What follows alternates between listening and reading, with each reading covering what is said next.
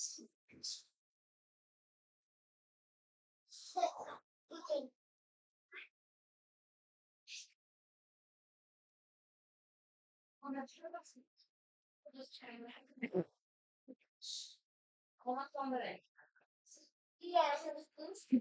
Today we are discussing about sixth standard history lesson. This is the first lesson of history, prehistoric society, history and prehistoric society ಅಂತ ಕರಿತೀವಿ. ಇದು ಕೇವಲ 6ನೇ ತರಗತಿ ವಿದ್ಯಾರ್ಥಿಗಳಿಗೆ ಮಾತ್ರ ಅಲ್ಲ, ಅನೇಕ ಸ್ಪರ್ಧಾತ್ಮಕ ಪರೀಕ್ಷೆ ಬರೀತಕ್ಕಂತ ಎಷ್ಟೋ ಜನರಿಗೆ ಸಹಾಯ ಆಗುತ್ತೆ. ಅಷ್ಟೇ ಅಲ್ಲ, ಇದರಲ್ಲಿ ಸಾಕಷ್ಟು ಪ್ರಶ್ನೆಗಳನ್ನ ಕೇಳ್ತಾರೆ. ಅದಕ್ಕೆ ನೀವ್ ಹೆಂಗ್ ಓದ್ಕೊಳ್ಬೇಕು ಅಂದ್ರೆ, ಇದನ್ನ ಬರೇ ಓದ್ಕೊಳ್ಳೋದಕ್ಕಿಂತ ನೆನಪಿಟ್ಕೊಳ್ಳೋದು ಬಹಳ important. It's the most important thing. ಯಾಕಂದ್ರೆ ನಿಮಗೆ ಕೊನೆವರೆಗೂ ಇದನ್ನ ನೆನಪಿಟ್ಕೊಳ್ಳೋದ್ರಿಂದ ನೀವು ಯಾವುದೇ ಕಾಂಪಿಟೇಟಿವ್ ಎಕ್ಸಾಮಿನೇಷನ್ ಬರೆಯುವಾಗ ನಿಮಗೆ ಇದರಲ್ಲಿ ಕೇಳತಕ್ಕಂತ ಪ್ರಶ್ನೆಗಳು ಸಹಾಯ ಆಗುತ್ತೆ. ಈ ಏನ್ ಪಿಕ್ಚರ್ ನೋಡ್ತಾ ಇದ್ದೀರಲ್ಲ, ಈ ಕಂಪ್ಲೀಟ್ ಪಿಕ್ಚರ್ ಅಲ್ಲಿ ಇಡೀ ಸ್ಟೋರಿ ಇದೆ. ಅಂದ್ರೆ ಯಾವ್ಯಾವ ತರ ನಾವು ಬದಲಾವಣೆ ಆಗ್ತಾ ಹೋದ್ವಿ, ಇತಿಹಾಸ ಅಂದ್ರೇನು, ಪೂರ್ವ ಇತಿಹಾಸ ಅಂದ್ರೇನು, ಪ್ರಾಗೈತಿಹಾಸಿಕ ಅಂದ್ರೇನು ಅಂತ ನಾವ್ ಇದರಲ್ಲಿ ಸ್ಪಷ್ಟವಾಗಿ ಗೊತ್ತಾಗತ್ತೆ. ಸೊ ನಮಗೆ ಒಂದು ಪಿಕ್ಚರ್ ಅನ್ನ ಜಸ್ಟ್ ಅಬ್ಸರ್ವ್ ಮಾಡೋಣ, ಅನಾಲಿಸಿಸ್ ಮಾಡೋಣ. ಒಂದು ಮಾತಿದೆ, ಏನಂತಿದೆ ನೋಡಿ, know your past, understand your present and shape your future ಅಂತ ಹೇಳ್ತಾನ. ಏನ್ ಗೊತ್ತಾಗಂದ್ರ, ನಮಗೆ ಇತಿಹಾಸ ಗೊತ್ತಿರಬೇಕು. ನೋ ಯುವರ್ ಪಾಸ್ಟ್, ನಿಮ್ಮ ಹಿಂದಿನ ವಿಷಯಗಳು ಅಥವಾ ಗತಕಾಲದ ವಿಷಯಗಳು ಗೊತ್ತಿದ್ರೆ, when you know the past, understand your present. ಹಿಂದಿಂದು ನಮಗ್ ಗೊತ್ತಿತ್ತು ಅಂದ್ರೆ ಇವತ್ತಿಂದು ನಮಗೆ ಅರ್ಥ ಆಗತ್ತೆ. ಇವತ್ತಿಂದು ನಮಗೆ ಅರ್ಥ ಆದ್ರೆ ನಮ್ಮ ಫ್ಯೂಚರ್ ಏನಾಗತ್ತೆ, ಒಳ್ಳೆ ರೀತಿಯಲ್ಲಿ ರೂಪುಗೊಳ್ಳುತ್ತೆ. ಅರ್ಥ ಆಯ್ತಾ? ನಮಗೆ ಹಿಂದೆ ಏನಾಗಿದೆ ಅಂತ ಗೊತ್ತಾಯ್ತು ಅಂದ್ರೆ ನಾವು ಇವತ್ತು ಕರೆಕ್ಟ್ ಆಗಿರ್ತೀವಿ. ಇವತ್ತು ಕರೆಕ್ಟ್ ಆಗಿದ್ರೆ ನಮ್ಮ ಫ್ಯೂಚರ್ ಚೆನ್ನಾಗಿದ್ದೇ ಇರುತ್ತೆ. ಸೊ ಹಾಗಾಗಿ ಹಿಸ್ಟ್ರಿ ಅಂತಂದ್ರೇನು, ಪ್ರೀ ಹಿಸ್ಟ್ರಿ ಅಂದ್ರೇನು, ನಾವು ಫಸ್ಟ್ ಇದನ್ನ ಕಲಿಬೇಕು. ಸರಿಯಾಗಾದ್ರೆ ಇದರಲ್ಲಿ ಏನೇನಿದೆ ಜಸ್ಟ್ ಅಬ್ಸರ್ವ್ ಮಾಡಿ. ಪೀರಿಯಡ್ಸ್ ಆಫ್ ಹಿಸ್ಟ್ರಿ ಇದೆ, stone age, palaeolithic age, mesolithic age, this is the prehistoric age before writing ಅಂತ ಕರಿತೀವಿ. ನಿಯೋಲಿಥಿಕ್ ಏಜ್, ಆಮೇಲೆ copper and bronze age, iron age, ಆಮೇಲೆ ಇವೆಲ್ಲ ಇಂಪಾರ್ಟೆಂಟ್ ಸೈಟ್ಸ್. ಇದರಲ್ಲಿ ಏನ್ ಕಲಿತೀವಿ, meaning and importance history, important sites in history, important sites in Karnataka. These are the most important we have to see in the sites or importance of history. ಅಷ್ಟೇ ಅಲ್ಲ, ಇದರಲ್ಲಿ ಇನ್ನ ಏನೇನ್ ನಮಗೆ ಐಡಿಯಾ ಗೊತ್ತಾಗತ್ತೆ, ಇದರಲ್ಲಿ ತಿಳ್ಕೊಳ್ಬೇಕಾಗಿರೋದು ಏನು ಅನ್ನೋದನ್ನ ಒಂದೊಂದಾಗಿ ನಾವು ಇಡೀ ಪಾಠವನ್ನ ಡಿವೈಡ್ ಮಾಡ್ಕೊಳ್ತಾ ಅದನ್ನ ಸಂಪೂರ್ಣವಾಗಿ ಅರ್ಥ ಮಾಡ್ಕೊಳ್ತಾ ನೋಡ್ತಾ ಹೋಗೋಣ. ಬನ್ನಿ, ಈ ಪಾಠದಲ್ಲಿ ನಾವೇನ್ ಕಲಿತೀವಿ,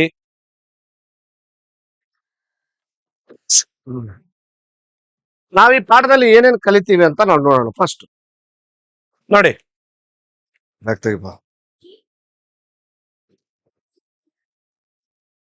ಈ ಪಾಠದಲ್ಲಿ ಏನೇನು ಕಲಿತೀವಿ ಅಂದ್ರೆ, the meaning of history is introduce in this lesson. ಈ ಪಾಠವನ್ನು ನಮಗೆ ಏನ್ ಕಲಿಸ್ಕೊಡುತ್ತೆ ಅಂದ್ರೆ, ಹಿಸ್ಟ್ರಿ ಅಂದ್ರೆ ಏನು ಅಂತ ನಮಗೆ ಅರ್ಥ ಆಗತ್ತೆ. ಅರ್ಥ ಆಯ್ತಾ? ಎರಡನೇದು, the benefits of history is explained. History ಓದೋದ್ರಿಂದ ನಮಗೆ ಆಗುವಂತ ಲಾಭ ಏನು, ಅಷ್ಟೇ ಅಲ್ಲ. Next, the list of different sources use to form the history. ಅಂದ್ರೆ ಇತಿಹಾಸ ರಚನೆ ಮಾಡೋದಕ್ಕೆ ಯಾವ ಯಾವ ಸೋರ್ಸ್ ಗಳನ್ನ ನಾವು ಕಲೆಕ್ಟ್ ಮಾಡ್ತೀವಿ. Next, it tells about the difference between historic period and prehistoric period that occurred during the palaeolithic, mesolithic and neolithic. ಇತಿಹಾಸ ಅಂದ್ರೇನು, ಮತ್ತೆ ಪೂರ್ವ ಇತಿಹಾಸ ಅಂದ್ರೇನು, ಹಿಸ್ಟ್ರಿ ಅಂದ್ರೇನು, ಮತ್ತೆ ಪ್ರೀ ಹಿಸ್ಟ್ರಿ ಅಂದ್ರೇನು.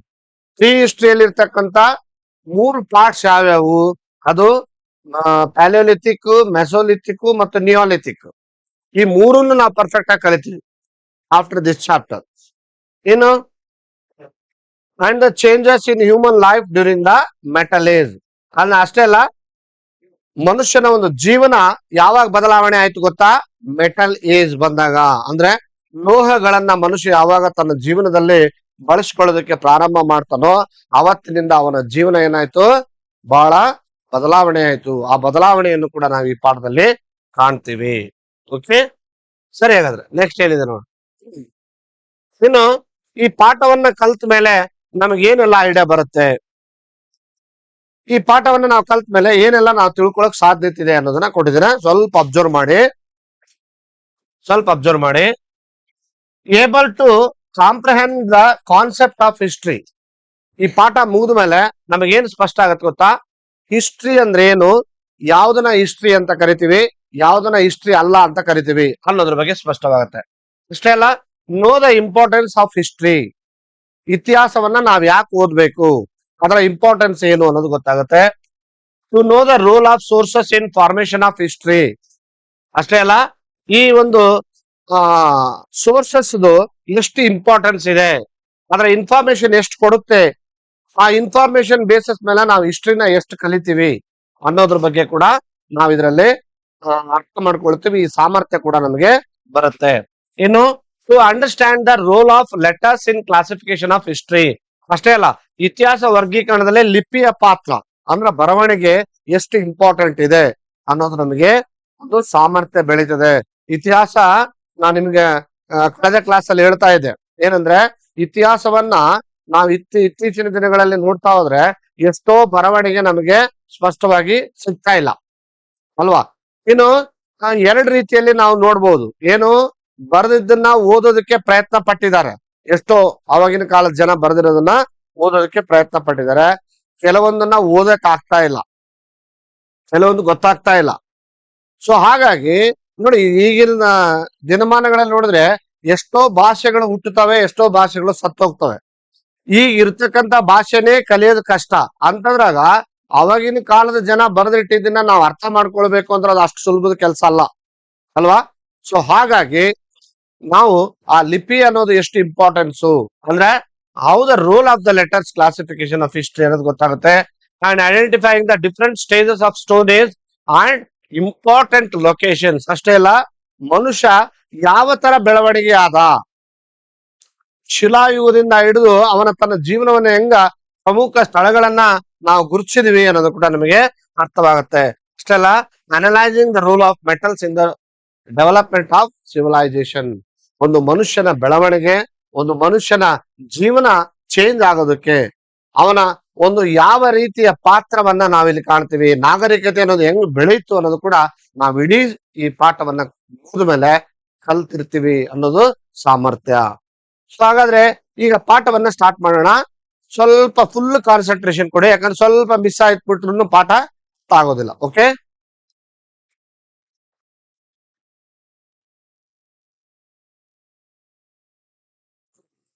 ಸರಿ. ಫಸ್ಟ್ ಹಿಸ್ಟ್ರಿ ಅಂದ್ರೆ ಏನು ಅಂತ ನಾವು ತಿಳ್ಕೊಂಡು, what is a history, what is a history, why do we need history. ನೋಡಿ children, imagine you are touching the flames of the fire. ನೀವು ಯಾವ್ದಾದ್ರು ಒಂದು ಬೆಂಕಿಯನ್ನ ಮುಟ್ತೀರಿ ಅಂತ ಅನ್ಕೊಳ್ಳಿ ಅಲ್ವಾ. ಒಂದು ಬೆಂಕಿಯನ್ನ ಮುಟ್ತೀರಿ, ಆ ಬೆಂಕಿಯನ್ನ ಮುಟ್ಟಿದ ಕೂಡ ಏನ್ ಮಾಡ್ತೀರಿ, what will happen, the fire will burn. ನಮ್ ಕೈ ಏನಾಗತ್ತೆ, ಸುಟ್ಟು ಬಿಡುತ್ತೆ. ಕೈ ಸುಟ್ಬಿಟ್ರೆ ನೀವೇನ್ ಮಾಡ್ತಿದ್ರಿ, ಆ ಕೈ ಸುಟ್ ಕೂಡನೆ ತಕೊಳ್ತೀರಿ, ಕೈ ಸುಟ್ ಕೂಡ ಏನ್ ಮಾಡ್ತೀರಿ, ತಕೊಂಡ್ಬಿಡ್ತೀರಿ. ಆಮೇಲೆ ಮತ್ತೆ ಅದನ್ನ ಹಿಡಿಯಕ್ ಹೋಗ್ತೀರಾ, ಬೆಂಕಿನ ಹಿಡಿಯಕ್ ಹೋಗ್ತೀರಾ, ಯಾಕೆ, ಬಿಕಾಸ್ ವಿ ಹ್ಯಾವ್ ಎಕ್ಸ್ಪೀರಿಯನ್ಸ್ಡ್. ನಮಗೇನಾಗತ್ತೆ, ಅನುಭವ ಆಗತ್ತೆ, ಅನುಭವ ಆಗತ್ತೆ ಅಲ್ವಾ. ಜೊತೆಗೆ will you touch the fire again, ನೀವು ಅದನ್ನ ಮತ್ತೆ ಬೆಂಕಿಯನ್ನು ಹಿಡಿಯಕ್ ಹೋಗ್ತೀರಾ, ಖಂಡಿತ ಇಲ್ಲ. ಯಾಕೆ ಅಂದ್ರೆ no, because you have already experienced for the burning sensation. ನಿಮಗೇನಾಗಿದೆ, ಅವಾಗ ಬೆಂಕಿಯಿಂದ ಸುಟ್ಟು ಬಿಟ್ಟಿದೆ. ಬೆಂಕಿ ಏನ್ ಮಾಡ್ತೀವಿ, ನಿಮ್ಮನ್ನ ಟಚ್ ಮಾಡಿದ ಕೂಡ ಸುಟ್ಟು ಬಿಡಿತು. ಸಣ್ಣ ಮಕ್ಕಳಿದ್ದಾಗ ನೋಡಿ ನೀವೇನ್ ಮಾಡ್ತೀರಿ, ಅವು ಏನನ್ನ ಸಿಗಲಿ ಹಿಡಿಯಕ್ ಹೋಗ್ತಾವ.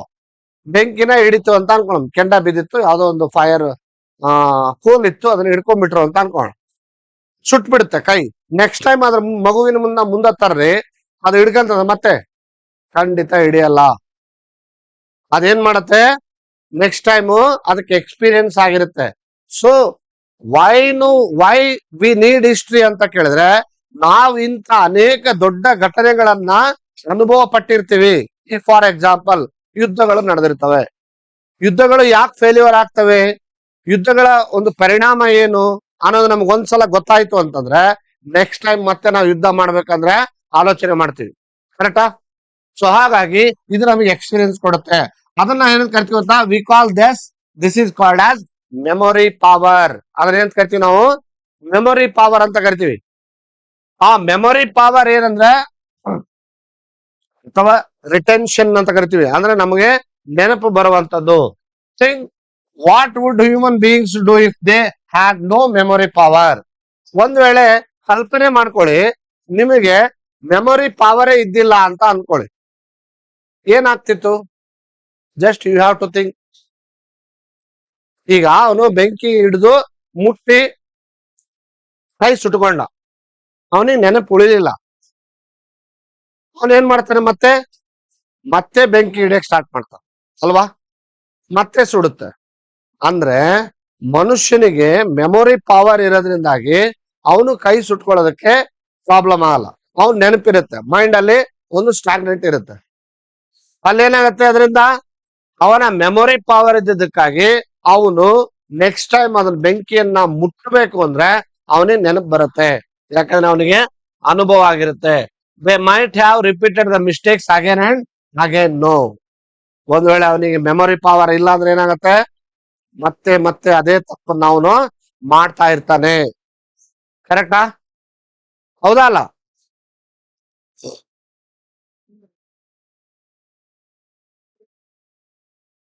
ನಾ ಹೇಳೋದು ಅರ್ಥ ಆಗ್ತಿದ್ಯಾ? ಕರೆಕ್ಟಾ ನಾ ಹೇಳ್ತಾ ಇರೋದು? ಸೊ ಹಾಗಾಗಿ ಅವನು ಆ ತಪ್ಪುಗಳನ್ನ ಕಂಟಿನ್ಯೂ ಮಾಡೋದಕ್ಕೆ ಆಗೋದ್ರಿಂದ ಅವನ ಯಾವುದೇ ಪ್ರೋಗ್ರೆಸ್ ಆಗೋದಿಲ್ಲ. ಹೌದಲ್ಲ? ಅವನ ಪ್ರೋಗ್ರೆಸ್ ಅಲ್ಲಿಗೆ ನಿಂತೋಗುತ್ತೆ. ಸರಿ, ಹಾಗಾದ್ರೆ ನೆಕ್ಸ್ಟ್ ಏನಂತ ನೋಡೋಣ. ನೋಡಿ, ಹಾಗಾದ್ರೆ ಇತಿಹಾಸ ಅಂದ್ರೆ ಏನು? ಆಲ್ ದ ಪಾಸ್ಟ್ ಇವೆಂಟ್ಸ್ ಅಂತ ಹೇಳಿದ್ನ. ಇತಿಹಾಸ ಅಂದ್ರೆ ಏನು? ಆಲ್ ದ ಪಾಸ್ಟ್ ಇವೆಂಟ್ಸ್, ಗತಕಾಲ ನಡೆದಂತ ಘಟನೆಗಳನ್ನ ನಾವೇನಂತ ಕರಿತೀವಿ? ಇತಿಹಾಸ ಅಂತ ಕರಿತೀವಿ. ಸರಿ, ಹಾಗಾದ್ರೆ ನೋಡೋಣ. ಇಲ್ಲೊಂದು ಎರಡು ಡಿಫರೆನ್ಸಿಯೇಷನ್ ಕೊಟ್ಟಿದ್ದಾನೆ. ಏನ್ ಡಿಫರೆನ್ಸಿಯೇಷನ್ ಕೊಟ್ಟಿದ್ದಾನೆ ಅಂತ ನೋಡೋಣ. ಮೊದಲನೇದು ಸ್ಟೋರಿ, ಎರಡನೇದು ಹಿಸ್ಟ್ರಿ. ಯಾವ್ದಕ್ ಸ್ಟೋರಿ ಅಂತೀವಿ, ಯಾವ್ದಕ್ ಹಿಸ್ಟ್ರಿ ಅಂತೀವಿ? ನೋಡಿ, ಸ್ಟೋರಿ ಅಂತಂದ್ರೆ ನೋಡಿ, once upon a time there was a king in a one place, he fought a battle ಅಂತ ಕರಿತೀವಿ. ಸುಮ್ನೆ ಅಂದಾಜಿನಲ್ಲಿ ನಾವ್ ಹೇಳ್ತೀವಿ. ಏನಂತ ಹೇಳ್ತೀವಿ? ಒಂದಾನೊಂದು ಕಾಲದಲ್ಲಿ ಒಬ್ಬ ರಾಜ ಇದ್ದ, ಆ ರಾಜ ಈ ತರ ಯುದ್ಧ ಮಾಡ್ತಾ ಇದ್ದ, ಈ ತರ ಆ ರಾಜ ಸೋತ, ಈ ತರ ಅನೇಕ ಘಟನೆಗಳನ್ನ ನಾವ್ ಹೇಳ್ತೀವಿ. ಕರೆಕ್ಟಾ? ಆದ್ರೆ ಇತಿಹಾಸ ಹಂಗ ಹೇಳಲ್ಲ. ಏನಂತ ಹೇಳುತ್ತೆ ನೋಡಿ, ಪರ್ಫೆಕ್ಟ್ ಆಗಿ ಹೇಳುತ್ತೆ. In 261 BC, the king Ashoka who was ruling Pataliputra fought the battle against Kalinga state. ಅಲ್ವಾ? ಅಂದ್ರೆ 261 BCಯಲ್ಲಿ ಪಾಟ್ಲಿಪುತ್ರವನ್ನ ಆಡಳಿತ ಮಾಡ್ತಕ್ಕಂತ ಕಳಿಂಗ ರಾಜ್ಯದ ವಿರುದ್ಧ ಅಶೋಕ ಯುದ್ಧ ಮಾಡ್ತಾನೆ. ಅಂದ್ರೆ ನೋಡಿ, ಇಲ್ಲಿ ಏನೇನ್ ಬಂತು? ರಾಜ ಬಂದ, ಯಾವಾಗ ಯುದ್ಧ ಮಾಡಿದ ಅಂತ ಬಂತು, ಮತ್ತು ಯಾವ ಯುದ್ಧ ಅಂತ ಬಂತು. ಅಂದ್ರೆ ಹಿಸ್ಟ್ರಿ ಅಂದ್ರೆ ನಮಗೆ ಪರ್ಫೆಕ್ಟ್ ಆಗಿ ಸೋರ್ಸ್ ಇರಬೇಕು. ಇಲ್ಲಿ ಸೋರ್ಸ್ ಇಲ್ಲ. ನಾವೇನ್ ಹೇಳಕತ್ತೆ? ಸುಮ್ನೆ ಒಬ್ಬ ರಾಜ ಇದ್ದಂತ, ಒಂದು ರಾಜ ಇದ್ದಂತ, ಆ ರಾಜನ ಕಾಲದಲ್ಲಿ ಸಾಕಷ್ಟು ಯುದ್ಧವನ್ನ ಘೋಷಣೆ ಮಾಡಿದಂತ, ಆ ಯುದ್ಧದಲ್ಲಿ ರಾಜ ಸೋತ ಅಂತ, ಈ ತರ ಅನೇಕ ಊಹಾಪೋಹಗಳನ್ನ ನಾವ್ ಹೇಳ್ತೀವಿ. ಅರ್ಥ ಆಯ್ತಾ? ನಾಳೆ ಅಂಡರ್ಸ್ಟ್ಯಾಂಡ್ ಆಗ್ತಾ ಇದೆಯಾ? ಅಂದ್ರೆ ಇಲ್ಲಿ ಆ ರಾಜ ಯಾರು, ಯಾವಾಗ, ಏನ್ ನಡೀತು ಅನ್ನೋದು ಗೊತ್ತಿಲ್ಲ ಅಲ್ವಾ? ಅಂದ್ರೆ ಇಲ್ಲಿ ಕಂಪ್ಲೀಟ್ ಆಗಿ ಸ್ಟೋರಿ ಆಗ್ಬಿಡುತ್ತೆ. ಸ್ಟೋರಿ ಯಾವಾಗ ಆಗತ್ತೆ ಹೇಳಿ? ಯಾವಾಗ ಸ್ಟೋರಿ ಆಗತ್ತೆ? ಯಾವಾಗ, ಯಾರು, ಎಲ್ಲಿ, ಯಾವಾಗ ನಡೀತು ಅನ್ನೋದು ಸ್ಪಷ್ಟ ಇಲ್ಲ ಅಂದ್ರೆ ಅದು ಸ್ಟೋರಿ ಆಗತ್ತೆ. ಹಾಗಾಗಿ Y do we need the history? ಹಾಗಾದ್ರೆ ನಮಗೆ ಹಿಸ್ಟ್ರಿ ಯಾಕೆ ಬೇಕು? ಹಿಸ್ಟ್ರಿ ಯಾಕೆ ಬೇಕು? ಹಿಸ್ಟ್ರಿ ಯಾಕೆ ಬೇಕಂದ್ರ, ನಾ ಈಗಾಗಲೇ ಹೇಳಿದ್ನಲ್ಲ, ಎಕ್ಸ್ಪೀರಿಯನ್ಸ್ ಅನ್ನೋದು ಬಹಳ ಇಂಪಾರ್ಟೆಂಟ್. ಆ ಎಕ್ಸ್ಪೀರಿಯನ್ಸ್ ಇಂದ ಏನಾಗತ್ತೆ? ಮನುಷ್ಯನಿಗೆ ಸುಟ್ಟಿರೋ ಕೈ ಏನಾಗತ್ತೆ? ಅವನು ವಾಪಸ್ ತಕೊಳ್ತಾನೆ, ಮತ್ತೆ ಅವನು ಆ ತಪ್ಪನ್ನ ಮಾಡೋದಿಲ್ಲ. ಅವನ ಮೆಮೊರಿ ಪವರ್ ಹೆಚ್ಚಾಗತ್ತೆ. ಅವನು ನೆಕ್ಸ್ಟ್ ಏನ್ ಮಾಡ್ತಾನೆ? ಅದರಿಂದ ದೂರ ಇರ್ತಾನೆ. ಯಾವ್ದು ಒಳ್ಳೇದು, ಯಾವ್ದು ಕೆಟ್ಟದ್ದನ್ನ ಡಿಸೈಡ್ ಮಾಡ್ತಾನೆ. ಇದಕ್ಕೆ ನಮಗೆ ಹಿಸ್ಟ್ರಿ ಅನ್ನೋದು ಬೇಕು. ಕರೆಕ್ಟಾ? ಸೊ ಒಂದು. ಎರಡನೇದೇನಪ್ಪ ಅಂದ್ರೆ ಹಿಸ್ಟ್ರಿ ಅಂತ ಕರಿಬೇಕು ಅಂದ್ರೆ ಕರೆಕ್ಟ್ ಆಗಿ ಸೋರ್ಸ್ ಇರಬೇಕು. ಯಾರು, ಯಾವಾಗ, ಎಲ್ಲಿ ಅನ್ನುವಂತ ಸ್ಪಷ್ಟ ಮಾಹಿತಿ ಇದ್ರೆ ಮಾತ್ರ ಅದು ಹಿಸ್ಟ್ರಿ. ಇಲ್ಲ ಅಂದ್ರೆ ಅದೇನಾಗುತ್ತೆ, ಸ್ಟೋರಿ ಆಗುತ್ತೆ. ಕ್ಲಿಯರ್ ಆಯ್ತಾ ಹೇಳಿದು? ನೆಕ್ಸ್ಟ್,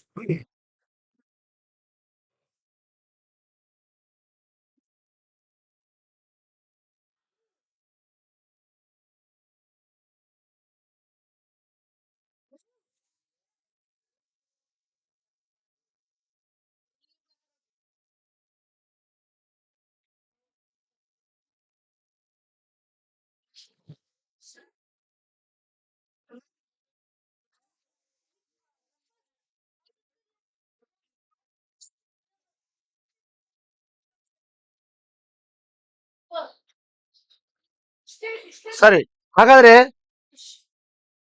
ಈಗ the memory of human kind, ಇತಿಹಾಸ ಮಾನವ ಕುಲದ ನೆನಪನ್ನ ನಾವು ನೋಡ್ತಾ ಹೋಗೋಣ. ಏನಂದ್ರೆ memory power place a vital role in the development of the human being. ಈ ಮನುಷ್ಯನಿಗೆ ಇರುವಂತ ಈ ನೆನಪಿನ ಶಕ್ತಿ ಅನ್ನೋದು ಅವನ ಸಾಕಷ್ಟು ಬದಲಾವಣೆಗೆ ಕಾರಣ ಆಯ್ತು. ಗೊತ್ತಾಯ್ತಾ? ಅವನು ಮೆಮೊರಿ ಪವರ್ ಇದ್ದಿದ್ದಕ್ಕೆ ನಾವು ಇವತ್ತಿಷ್ಟು ಟೆಕ್ನಾಲಜಿ ಯುಗದಲ್ಲಿ ಬದುಕ್ತಾ ಇದೀವಿ. Just you have to think, ಮನುಷ್ಯನಿಗೆ ಮೆಮೊರಿ ಪವರ್ ಇದ್ದಿಲ್ಲ ಅಂದ್ರೆ ಹಳೆ ಕಾಲದ ಮನುಷ್ಯ ಹೆಂಗಿರ್ತಿದ್ದ ಅವತ್ತು, ಇವತ್ತು ನಾವ್ ಹಂಗೆ ಇರ್ತಿದ್ವಿ. ಮನುಷ್ಯ ಮಾಡಿದ ತಪ್ಪುಗಳನ್ನ ಅಥವಾ ಮಾಡಿರ್ತಕ್ಕಂಥ ಕೆಲಸಗಳನ್ನ ನೆನಪಿಟ್ಕೊಳ್ತಾ ಹೋದ. ಆ ನೆನಪಿಟ್ಕೊಳ್ಳೋದನ್ನ ಏನ್ ಮಾಡ್ದ, ಮುಂದ ಬೇರೆಯವರಿಗೆ ಹೇಳಕ್ ಪ್ರಯತ್ನ ಪಟ್ಟ. ಅದು ಇತಿಹಾಸ ಕ್ರಿಯೇಟ್ ಆಗ್ತಾ ಹೋಯ್ತು. ಮುಂದೆ ಮನುಷ್ಯ ಅದರಿಂದ ಡೆವಲಪ್ಮೆಂಟ್ ಆಗ್ತಾ ಬಂದ. ಇಲ್ಲಾಂದ್ರೆ ಮನುಷ್ಯ ಡೆವಲಪ್ಮೆಂಟ್ ಆಗ್ತಿರ್ಲಿಲ್ಲ. ಇವತ್ತಿಗೂ ನಾವು ಕಾಡಿನಲ್ಲಿ ವಾಸವಾಗಿರ್ತಿದ್ವಿ, ಕಾಡು ಮನುಷ್ಯರ ತರ ಇರ್ತಿದ್ವಿ.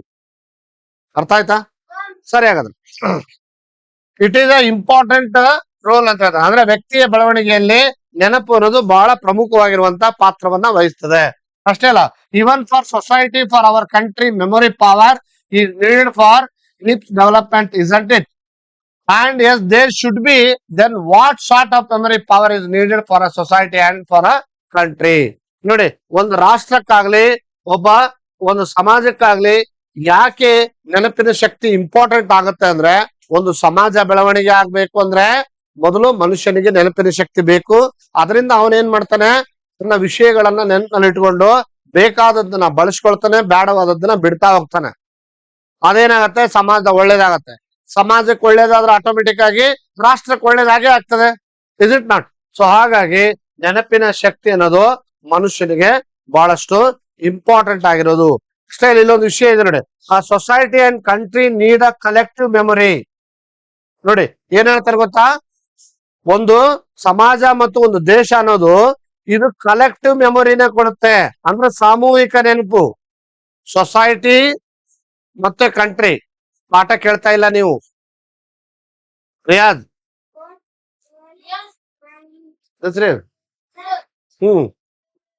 Society and country need collective memory. Collective memory ಅಂದ್ರೇನು? ಸಾಮೂಹಿಕ ನೆನಪು. ಆಕ್ಚುಲಿ ವೈಯಕ್ತಿಕ ನನ್ನ ನೆನಪು, ವೈಯಕ್ತಿಕವಾಗಿಟ್ಕೊಳ್ಳೋದು ನನ್ನ ಮೆಮೊರಿ. ಆದ್ರೆ ನನ್ನ ಮೆಮೊರಿ ಸಮಾಜಕ್ಕೆ ಹೆಂಗ್ ಹೆಲ್ಪ್ ಆಗುತ್ತೆ? ಬೇರೆಯವರಿಗೆ ಸಹಾಯ ಆದಾಗ ಅದು ಹೆಲ್ಪ್ ಆಗುತ್ತೆ. ಒಂದು ಸಮಾಜಕ್ಕೆ ಸಹಾಯ ಆಯ್ತು ಅಂದ್ರೆ ಮುಂದೆ ಏನಾಗತ್ತೆ, ಅದು ಒಂದು ರಾಷ್ಟ್ರಕ್ಕೆ ಸಹಾಯ ಆಗತ್ತೆ ಅಲ್ವಾ? ಸೊ ಹಾಗಾಗಿ ಅಷ್ಟೇ ಅಲ್ಲ, ಅದನ್ನ ನಾವೇನ್ ಮಾಡ್ಬೇಕಾಗತ್ತೆ, ಮುಂದಿನ ಜನಗಳಿಗೆ ಅದನ್ನ ಪ್ರಿಸರ್ವ್ ಮಾಡ್ಬೇಕಾಗತ್ತೆ. It is recorded passed on the to learn, grow and progress. ಇದರಿಂದ ಏನ್ ಲಾಭ ಆಗತ್ತೆ ಅಂತ ಹೇಳ್ತಾನ, ಕಲಿಯೋದಕ್ಕೆ, ಬೆಳವಣಿಗೆ ಆಗೋದಕ್ಕೆ ಮತ್ತು ಪ್ರಗತಿಯನ್ನ ಸಾಧಿಸೋದಕ್ಕೆ. ನಾನು ನೆನಪಿಟ್ಟಿದ್ದನ್ನ ನಾನು ಬರಿತೀನಿ, ನಾ ಬರ್ದಿದ್ದನ್ನ ಸಮಾಜಕ್ಕೆ ಸಹಾಯ ಆಗತ್ತೆ, ಸಮಾಜಕ್ಕೆ ಸಹಾಯ ಆಗಿದ್ದು ರಾಷ್ಟ್ರಕ್ಕೆ ಸಹಾಯ ಆಗತ್ತೆ. ಇವತ್ತಿನ ದಿವಸ ಒಬ್ಬ ಮನುಷ್ಯನ ನೆನಪು ಇತಿಹಾಸ ಹೆಂಗೆ ಬದಲಾವಣೆಯನ್ನ ಮಾಡುತ್ತೆ ಅನ್ನೋದು ನಮಗೆ ಗೊತ್ತಾಗತ್ತೆ. ಅದು ಯಾವ ತರ ರೀತಿಯಲ್ಲಿ ಒಂದ್ ನೆನಪಿಡ್ತದ ನೋಡಿ. ಇದೊಂದು ವಿಷಯ ನೆನಪಿಟ್ಕೊಳ್ಳಿ. ದ ಫಾದರ್ ಆಫ್ ಹಿಸ್ಟ್ರಿ ಯಾರು ಅಂತ ಕೇಳಿದ್ರೆ ಅದು ಹೆರೋಡೋಟಸ್ ಅಂತ ಹೇಳ್ತೀವಿ. ಅವರ ಜೀವಿತದ ಅವಧಿ ಯಾವಾಗಿದ್ರು ಅಂದ್ರೆ 484 BC ಟು 425 BC. ಓಕೆ, ಇದು ಯಾವಾಗ್ಲೂ BC ಅನ್ನೋದು ಹಿಂದಕ್ಕೆ ಬರುತ್ತೆ. ಓಕೆ, ಹಿಂದಕ್ಕೆ ನಾವು ಕ್ಯಾಲ್ಕುಲೇಷನ್ ಮಾಡ್ತಾ ಹೋಗ್ತೀವಿ. ಅದನ್ನ ನೋಡೋಣ ನೆಕ್ಸ್ಟ್ ಯಾವಾಗಾದ್ರೆ ಹೆಂಗ ಆಗುತ್ತಂತ. The Greek historian who wrote histories and record the past events. ಅಂದ್ರೆ ಇತಿಹಾಸ ಅಂದ್ರೆ ಏನು, ಇತಿಹಾಸ ಹೇಗೆ ರೆಕಾರ್ಡ್ ಅನ್ನ ಮಾಡಿ ಇಟ್ಕೊಳ್ತದೆ ಅನ್ನೋದ್ರ ಬಗ್ಗೆ ಫಸ್ಟ್ ಅದ್ರ ಬಗ್ಗೆ ಅಧ್ಯಯನ ಮಾಡಿ ಅದ್ರ ಬಗ್ಗೆ ಸ್ಪಷ್ಟ ಮಾಹಿತಿ ಕೊಟ್ಟಂತ ಮಹಾ ವ್ಯಕ್ತಿತ್ವ ಇರುವಂತ ಇತಿಹಾಸಜ್ಞ ಅಂದ್ರೆ ಯಾರು? ಅದು Herodotus. Is the greatest historian. ಗೊತ್ತಾಯ್ತಾ? ಇನ್ನು ಕೆಲವೊಂದು ಪಿಕ್ಚರ್ ಗಳನ್ನ ಕೊಟ್ಟಿದ್ದೀನಿ, ಅಬ್ಸರ್ವ್ ಮಾಡಿ. ಇದು ಪ್ರೀ ಹಿಸ್ಟಾರಿಕ್ ಪೇಂಟಿಂಗ್ ಅಂತ ಹೇಳ್ಬೋದು ನಾವು. ಪ್ರೀ ಹಿಸ್ಟಾರಿಕ್ ಪೇಂಟಿಂಗ್, ಇತಿಹಾಸಕ್ಕಿಂತ ಮುಂಚಿನ ಇತಿಹಾಸವನ್ನ ನಾವು ಪ್ರೀ ಹಿಸ್ಟಾರಿಕ್ ಅಂತ ಕರಿತೀವಿ. ಅವಾಗ ಮಾಡಿರೋ ಪೇಂಟಿಂಗ್ ಇದು ಇವತ್ತಿಗೂ ಐತೆ ನಮ್ಗ. ಅವಾಗ ಮಾಡಿರೋ ಪೇಂಟ್, ಈಗ ನಾವ್ ಒಂದ್ಸಲ ಮನೆಗೆ ಪೇಂಟ್ ಹೊಡೆದ್ರೆ ಎಷ್ಟು 100 ವರ್ಷ ಇರ್ಬೋದು, ಎಷ್ಟು 100 ವರ್ಷ ಇರ್ಬೋದು ನಮ್ ಪೇಂಟ್. 20 ವರ್ಷ, 30 ವರ್ಷ, 100 ವರ್ಷ ಹಿಡ್ಕೊಳಂ. ಇವರು ಸಾವಿರಾರು ವರ್ಷಗಳ ಹಿಂದೆ ಮಾಡ್ಯಾರ ಇದನ್ನ. ಇವತ್ತಿಗೂ ಆ ಪೇಂಟ್ ಐತಂದ್ರೆ ಅವ್ರು ಹೆಂಗ್ ಬಳಸಿರ್ಬೋದು ವಿಚಾರ ಮಾಡಿ. Okay, secondary. ಇನ್ನ inscription on stones and pillar. ಅವರು ತಮ್ಮ ಅನುಭವಗಳನ್ನ, ತಮ್ಮ ನೆನಪುಗಳನ್ನ, ತಮ್ಮ ವಿಚಾರಗಳನ್ನ ಕಲ್ಲಿನಲ್ಲಿ ಕೆತ್ತಿಟ್ಟಿದ್ದಾರೆ. ಅದಕ್ಕಾಗಿ ನಮಗೆ ಅದರ ಬಳಕೆ ಗೊತ್ತಾಗಿದೆ, ಅವ್ರು ಹೆಂಗ್ ಜೀವನ ಮಾಡ್ತಿದ್ರು ಅಂತ ನಮ್ಗೆ ಗೊತ್ತಾಗಿದೆ. ಇನ್ನ ಕಾಯಿನ್ಸ್ ಅಂಡ್ ಸೀಲ್ಸ್ ಇದಾವೆ. ಅಷ್ಟೇ ಅಲ್ಲ, ಮೋನಮೆಂಟ್ಸ್, ಅವಾಗಿನ ಕಟ್ಟಡಗಳನ್ನ ನಾವು ನೋಡ್ಬೋದು. ಅಷ್ಟೇ ಅಲ್ಲ, ಲಿಟ್ರೇಸಿ ವರ್ಕ್, ಅವರ ಬರವಣಿಗೆ, ಅವರ ಸಾಹಿತ್ಯ. ಅಷ್ಟೇ ಅಲ್ಲ, ಲೆಟರ್ಸ್, ಡಾಕ್ಯುಮೆಂಟ್ಸ್ ಅಂಡ್ ಫೋಟೋಗ್ರಾಫ್ಸ್, ಇವೆಲ್ಲ ನಮ್ಗೆ ಏನ್ ಮಾಡುತ್ತೆ, ಇತಿಹಾಸವನ್ನ ಸುಲಭವಾಗಿ ಅರ್ಥ ಮಾಡ್ಕೊಳ್ಳೋದಕ್ಕೆ ಸಹಾಯ ಆಗತ್ತೆ. ನೋಡಿ, ಇದು ಫ್ರಮ್ ಜನರೇಷನ್ ಟು ಜನರೇಷನ್ ಒಬ್ಬ ಮನುಷ್ಯ ಹೆಂಗಿದ್ದ, ಅದರ ನಂತರ ಅವನ ಪೀಳಿಗೆ ಹೆಂಗ್ ಬದಲಾವಣೆ ಆಗ್ತಾ ಹೋಯ್ತು, ರೆಕಾರ್ಡ್ಸ್ ಯಾವ ತರ ಚೇಂಜ್ ಆಗ್ತಾ ಹೋಯ್ತು ಅನ್ನೋದು ನಮಗೆ ಸ್ಪಷ್ಟ ಆಗತ್ತೆ. ಅದಕ್ಕೆ ನೆನ್ಪಿಟ್ಕೊಳ್ಳಿ ಫ್ರೆಂಡ್ಸ್, ವಿದ್ಯಾರ್ಥಿಗಳನ್ನ ಏನ್ ಹೇಳ್ತಾ ಇದೀನಿ ಅಂದ್ರೆ, ಯಾವಾಗ ಯಾವಾಗ ಒಂದು ಸಲ ಇತಿಹಾಸವನ್ನ ನಾವು ಸ್ಪಷ್ಟವಾಗಿ ಬರೆದಿಡಬೇಕು ಅಂದಾಗ ಮಾತ್ರ ಅದು ಮುಂದಿನ ಜನಾಂಗಕ್ಕೆ ಹೆಲ್ಪ್ ಆಗತ್ತೆ. ಆ ಸೋರ್ಸ್ ಪರ್ಫೆಕ್ಟ್ ಆಗಿದ್ರೆ ಮಾತ್ರ ಅದನ್ನ ನಾವು ಹಿಸ್ಟ್ರಿ ಅಂತ ಕರಿತೀವಿ. Okay,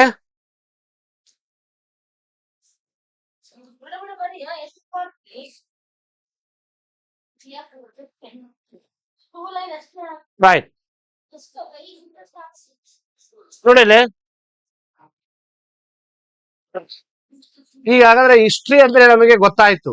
as human beings as memory power, likewise a society, state, country and even for this world history has become the memory power.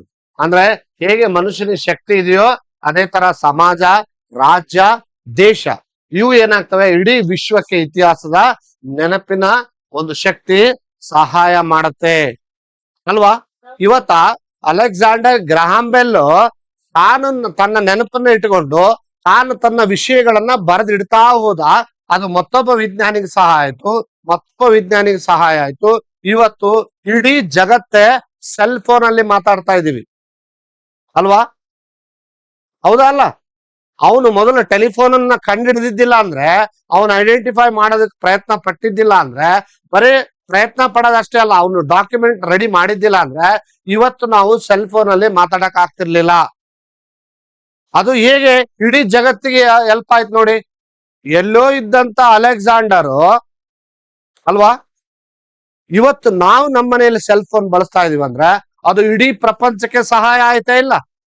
ಅಂದ್ರೆ ಒಬ್ಬ ವ್ಯಕ್ತಿಯ ನೆನಪಿನ ಶಕ್ತಿ ಇಡೀ ಪ್ರಪಂಚಕ್ಕೆ ಹೆಂಗ್ ಸಹಾಯ ಆಗತ್ತೆ? Is it not? ಈಗ ಒಬ್ಬ ವ್ಯಕ್ತಿ ತನ್ನ ವಿಷಯವನ್ನ ತಾನು ನೆನಪಿಟ್ಕೊಳ್ಬೇಕು, ಇಟ್ಕೊಂಡಿದ್ದನ್ನ ಅವನು ರೆಕಾರ್ಡ್ ಮಾಡ್ಬೇಕು, ರೆಕಾರ್ಡ್ ಮಾಡಿದ್ದನ್ನ ಸಮಾಜಕ್ಕೆ ಒಪ್ಸ್ಬೇಕು. ಅವನು ಮತ್ತೆ ಇನ್ನೊಬ್ರು ಅದನ್ನ ನೋಡಿ ಬದಲಾವಣೆ ಮಾಡ್ಕೊಳ್ತಾರೆ. ಎಲ್ಲಾ ವಿಜ್ಞಾನಿಗಳನ್ನೆಲ್ಲ ನೋಡ್ಕೊಂತ ಬರೀ, ಎಲ್ಲಾ ವಿಜ್ಞಾನಿಗಳು ಯಾರಿಗೂ ಒಬ್ರಿಗೆ ಹೆಲ್ಪ್ ಮಾಡ್ಬೇಕಂತ, ತನಗಷ್ಟೇ ಹೆಲ್ಪ್ ಮಾಡ್ಬೇಕಂತ ಮಾಡ್ಕೊಂಡಿಲ್ಲ. ಅದು ಇವತ್ತು ಇಡೀ ಜಗತ್ತೇ ಬದಲಾವಣೆಯನ್ನ ನಾವು ನೋಡ್ತಾ ಇದೀವಿ, ಹೌದಲ್ಲ? ಸರಿ, okay. And history tells our ancestors experience joys and sorrows and problems faced and decisions taken at the time of good or bad. ಅಷ್ಟೇ ಅಲ್ಲ, ಇತಿಹಾಸ ಅನ್ನೋದು ನಮ್ಮ ಎನ್ಸಿಸ್ಟರ್ಸ್ ಇರುವಂತ ಅನುಭವಗಳು. ನಮ್ಮ ಪೂರ್ವಜರು ಅಂದ್ರೆ ಯಾರು? ಪುರಾತನ ಕಾಲದಲ್ಲಿದ್ದಂತ ನಮ್ಮ ಹಿಂದಿನ ಕಾಲದ ಜನರು. ಅವ್ರೇನ್ ಮಾಡಿದ್ರು? ತಮ್ಮ ಎಕ್ಸ್ಪೀರಿಯನ್ಸ್ ಅನ್ನ, ತಮ್ಮ ಸಮಸ್ಯೆಗಳನ್ನ, ತಮ್ಮ ದುಃಖಗಳನ್ನ, ತಮ್ಮ ಅನುಭವಗಳನ್ನ ದಾಖಲೆ ಮಾಡಿದ್ರು. ಆ ದಾಖಲೆ ಇವತ್ತು ನಮಗೆ ಯಾವ್ದು ಒಳ್ಳೇದು, ಯಾವ್ದು ಕೆಟ್ಟದ್ದು, ಯಾವ್ದನ್ನ ನಾವು ಡೆವಲಪ್ಮೆಂಟ್ ಮಾಡಬೇಕು, ಯಾವ್ದನ್ನ ನಿರ್ಧಾರ ತಗೋಬೇಕು, ಯಾವ್ದನ್ನ ನಿರ್ಧಾರ ತಗೋಬಾರ್ದು ಅನ್ನೋದು ನಮಗೆ ಸ್ಪಷ್ಟ ಮಾಹಿತಿ ಗೊತ್ತಾಗತ್ತೆ. ಇಲ್ಲ ಅಂದ್ರೆ ನಮಗೇನು ಗೊತ್ತಾಗಲ್ಲ. ರೈಟ್. ಸೊ ಹಾಗಾಗಿ ನಮ್ಮ ಪೂರ್ವಜರು ಅನುಭವ ಪಟ್ಟಂತ ಸಂತೋಷ, ದುಃಖ, ಎದುರಿಸಿದ ಸಮಸ್ಯೆ, ಅಷ್ಟೇ ಅಲ್ಲ ಒಳ್ಳೇದು ಕೆಟ್ಟದ್ದು ಎಲ್ಲ ಸಂದರ್ಭಗಳು ಮತ್ತು ತೆಗೆದುಕೊಂಡ ನಿರ್ಧಾರಗಳು ದಾಖಲೆ ಆಗಿದ್ದಕ್ಕಾಗಿ ನಾವು ಇವತ್ತು ಅದನ್ನ ಬಳಸ್ಕೊಂಡು ಯಾವುದು ಕರೆಕ್ಟ್ ಯಾವುದು ತಪ್ಪು ಅನ್ನೋ ಡಿಸಿಷನ್ ನ ತಗೊಳ್ತಾ ಇದೀವಿ. ರೈಟ್. ಸೊ ಹಾಗಾಗಿ taken at the time of good or bad ಅಂತ ಹೇಳ್ತಾನೆ. ಅವರು ತೆಗೆದುಕೊಂಡ ನಿರ್ಧಾರಗಳು ಒಳ್ಳೇದು ಕೆಟ್ಟದ್ದು ಅನ್ನುವಂಥದ್ದು ನಮಗೆ ಮುಂದೆ ಗೊತ್ತಾಗತ್ತೆ. ಆಮೇಲೆ ವೈ ವಿ ನೀಡ್ ಹಿಸ್ಟ್ರಿ, ಯಾಕೆ ನಮಗೆ ಹಿಸ್ಟ್ರಿ ಬೇಕು ಅನ್ನೋದೊಂದು ಜಸ್ಟ್ ಒಂದು ಪಾಯಿಂಟ್ಸ್ ಇದೆ. ನೋ ಆಫ್ ಅವರ್ ಹಿಸ್ಟ್ರಿ, ನಾವು ಭೂತಕಾಲವನ್ನ ತಿಳಿಯೋದಕ್ಕೆ ಬೇಕು. ಹಿಸ್ಟ್ರಿ ಯಾಕೆ ಬೇಕು? ನಾವು ನಮ್ಮ ಹಿಂದಿನ ಪಾಸ್ಟ್ ಅನ್ನ ತಿಳ್ಕೊಳಕ್ ಬೇಕು. ಗೊತ್ತಾಯ್ತಾ? ನಮ್ಮ ಹಿಂದಿನ ಘಟನೆ ತಿಳ್ಕೊಳಕ್ ಬೇಕು. ಯಾಕೆ ಬೇಕು? ನಾನು ಒಂದ್ಸಲ ಹೇಳ್ತಾ ಇದ್ದೆ, ಈಗ ಒಂದು ಹಾಸ್ಪಿಟ್ಲಿಗೆ ಹೋಗ್ತೀವಿ, ಹಾಸ್ಪಿಟ್ಲ್ ಅಲ್ಲಿ ನಾವು ಅಡ್ಮಿಟ್ ಆಗ್ತೀವಿ, ಡಾಕ್ಟರ್ ಏನ್ ಮಾಡ್ತಾರ, ನಮ್ದೆಲ್ಲ ಡಾಕ್ಯುಮೆಂಟ್ಸ್ ಬರೀತಾರ. ನಮ್ಗೇನು ಪ್ರಾಬ್ಲಮ್ ಇತ್ತು, ನಮಗೇನ್ ರೋಗ ಬಂದಿದೆ, ಆ ರೋಗಕ್ಕೆ ಏನ್ ಟ್ರೀಟ್ಮೆಂಟ್ ಬೇಕು ಎಲ್ಲ ರೆಕಾರ್ಡ್ ಮಾಡ್ತಾರ, ಹೌದಿಲ್ಲ? ಈಗ ನಾಳೆ ಮತ್ತೊಬ್ಬ ಹೊಸ ಡಾಕ್ಟ್ರೇ ಬಂದ, ಡಾಕ್ಟರ್ ಲೀವ್ ಮೇಲೆ ಅದರ, ಆ ಹೊಸ ಬಂದಂತ ಡಾಕ್ಟ್ರು ಏಕಾಏಕಿ ನೀವು ಟ್ಯಾಬ್ಲೆಟ್ ಇಂಜೆಕ್ಷನ್ ಬರೆದು ಬಿಡ್ತಾನ. ಈಗ ನಿನ್ನೆ ನೋಡಿದ ಡಾಕ್ಟರ್ ಅಡ್ಮಿಟ್ ಮಾಡ್ಯಾನ, ಆತ ಏನೋ ಎಮರ್ಜೆನ್ಸಿ ಕೇಸ್ ಮೇಲೆ ಲೀವ್ ಹಾಕಿದಾನೆ. ಇವತ್ತು ಇನ್ನೊಬ್ಬ ಡಾಕ್ಟರ್ ನಮ್ಮನ್ನ ನೋಡಕ್ ಬಂದ, ಪೇಷಂಟ್ ನೋಡಕ್ ಬಂದ. ಬಂದ ಕೂಡಲೇ ನಿನಗ ಗುಳಿಗೆ ಇಂಜೆಕ್ಷನ್ ಬರೆದು ಬಿಡ್ತಾನ? ಇಲ್ಲ, ಆತೇನ್ ಮಾಡ್ತಾನ, ಹಿಂದೆ ಡಾಕ್ಟ್ರು ನಿನಗ ಆಗಿದ್ದ ಪ್ರಾಬ್ಲಮ್ಗೆ ಏನೇನ್ ಸೊಲ್ಯೂಷನ್ ಕೊಟ್ಟಾರ ನೋಡ್ತಾನೆ. ಇಲ್ಲ, ನಿಮ್ದೇ ಒಂದು ರೆಕಾರ್ಡ್ ಇರ್ತಿಲ್ಲ, ಅದೇನದು ರೆಕಾರ್ಡ್ ಅನ್ನೋದು ಹಿಸ್ಟ್ರಿ. ರೆಕಾರ್ಡ್ ಐತಿ ಅಂದ್ರೆ ಅದು ಹಿಸ್ಟ್ರಿ, ಹೌದಿಲ್ಲ? ಆ ಡಾಕ್ಟರ್ ಏನ್ ಮಾಡ್ತಾನ, ಓಹೋ ಈ ತರ ಇವರು ಟ್ರೀಟ್ಮೆಂಟ್ ಕೊಟ್ಟಿದ್ರು, ನಾನು ಈ ಟ್ರೀಟ್ಮೆಂಟ್ ನ ಕಂಟಿನ್ಯೂ ಮಾಡ್ಬೇಕೋ ಬೇಡವೋ ಹೇಳ್ತಾನ.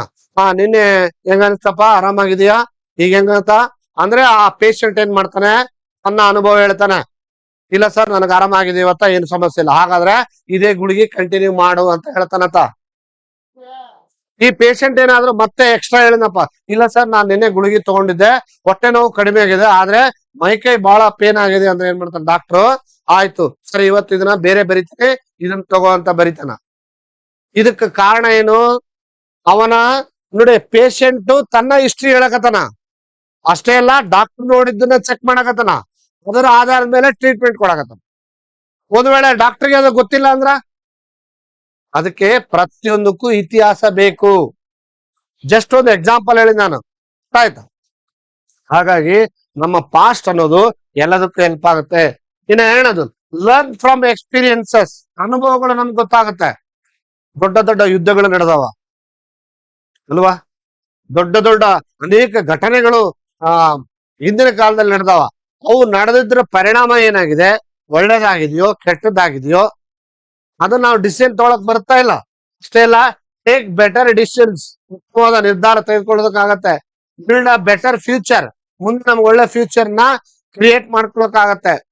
ಅಷ್ಟೇ ಅಲ್ಲ, ಅಂಡರ್ಸ್ಟ್ಯಾಂಡ್ ದ ವರ್ಲ್ಡ್, ಇಡೀ ಜಗತ್ತನ್ನ ನಾವು ಸರಿಯಾಗಿ ಅರ್ಥ ಮಾಡ್ಕೊಳ್ಳೋದಕ್ಕೆ ಇತಿಹಾಸ ಅನ್ನೋದು ಬೇಕು. ಹಾಗಾಗಿ ಇತಿಹಾಸ ಅಂದ್ರೆ ಏನ್ ಗೊತ್ತಾ, ವೆರಿ ಸಿಂಪಲ್. ಲಾಸ್ಟ್ ಒಂದು ವಿಷಯನ ನೆನ್ಪಿಟ್ಕೊಳ್ಳಿ, what is a history? History record past events and human experiences. ಗೊತ್ತಾಯ್ತಾ? ಹಿಸ್ಟ್ರಿ ಅಂದ್ರೆ ಎಲ್ಲ ಅಲ್ಲ. ಹಿಸ್ಟ್ರಿ ಅಂದ್ರೆ ಏನು? ಆ ರೆಕಾರ್ಡ್ ಆಫ್ ಪಾಸ್ಟ್ ಇವೆಂಟ್ಸ್, ಹಿಂದೆ ನಡೆದಂತ ಘಟನೆಗಳು ಮತ್ತು ಮಾನವನ ಒಂದು ಮನುಷ್ಯನ ಅನುಭವಗಳ ಒಂದು ಸಾರ, ಒಂದು ಸಂಗ್ರಹ, ಅದನ್ನ ನಾವು ಹಿಸ್ಟ್ರಿ ಅಂತ ಕರಿತೀವಿ. ಸೊ ಹಾಗಾಗಿ ಹಿಸ್ಟ್ರಿ ಕನೆಕ್ಟ್ಸ್ ನೋಡಿ, ಏನೇನ್ ಕನೆಕ್ಟ್ ಮಾಡುತ್ತೆ ಗೊತ್ತಾ? It is past, present and future. ಇತಿಹಾಸ ಮೂರನ್ನ ಕನೆಕ್ಟ್ ಮಾಡುತ್ತೆ. ಒಂದು ಪಾಸ್ಟ್, ಪ್ರೆಸೆಂಟ್, ಫ್ಯೂಚರ್. ಹಿಂದಿಂದ ನೋಡೋದು, ಈಗ ನಾವು ತಿಳ್ಕೊಳ್ಳೋದು, ಮುಂದೆ ಅದನ್ನ ಅನುಭವಿಸೋದು, ನಿರ್ಧಾರ ತೆಗೆದುಕೊಳ್ಳೋದು. ಹಾಗಾಗಿ ಈ ಮೂರನ್ನ ನಾವು ನೋಡ್ಕೊಳ್ಳೋದಕ್ಕೆ ಸಾಧ್ಯತೆ ಆಗುತ್ತೆ. ನಮ್ಮ ಎನ್ಸಿಸ್ಟರ್ ಮಾಡಿದಂತ ಅನುಭವಗಳು ನಮಗೆ ನಿರ್ಧಾರ ತೆಗೆದುಕೊಳ್ಳೋದಕ್ಕೆ ಸಹಾಯ ಆಗುತ್ತೆ ಅನ್ನೋದನ್ನ ಮರಿಬೇಡಿ.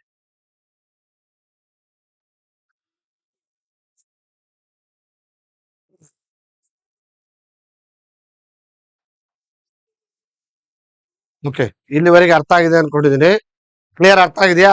ಹಿಸ್ಟ್ರಿ ಅಂದ್ರೆ ಏನು, ಹಿಸ್ಟ್ರಿ ನಾವ್ ಯಾಕೆ ಓದ್ಕೊಳ್ಬೇಕು, ಹಿಸ್ಟ್ರಿಯಿಂದ ಆಗ್ತಕ್ಕಂತ ನಮ್ಗೆ ಅನುಭವಗಳೇನು ಅನ್ನೋದು ನಮಗೆ ಸ್ಪಷ್ಟವಾದ ಮಾಹಿತಿ ಇದೆ. ಮುಂದಿನ ತರಗತಿಯಲ್ಲಿ ಅದರ ಇನ್ಸ್ಪಿರೇಷನ್ ಏನು, ಅದನ್ನ ಹೇಗೆ ನಾವು ಬಳಸ್ಕೊಳ್ತೀವಿ, ಮತ್ತೆ ಹಿಸ್ಟ್ರಿ ಅಂದ್ರೆ ಏನು, ಪ್ರೀ ಹಿಸ್ಟಾರಿಕ್ ಪೀರಿಯಡ್ ಅಂದ್ರೆ ಏನು, ಅದ್ರ ಬಗ್ಗೆ ಸ್ಪಷ್ಟವಾಗಿ ಮಾಹಿತಿ ತಗೋಣ. Okay, thank you.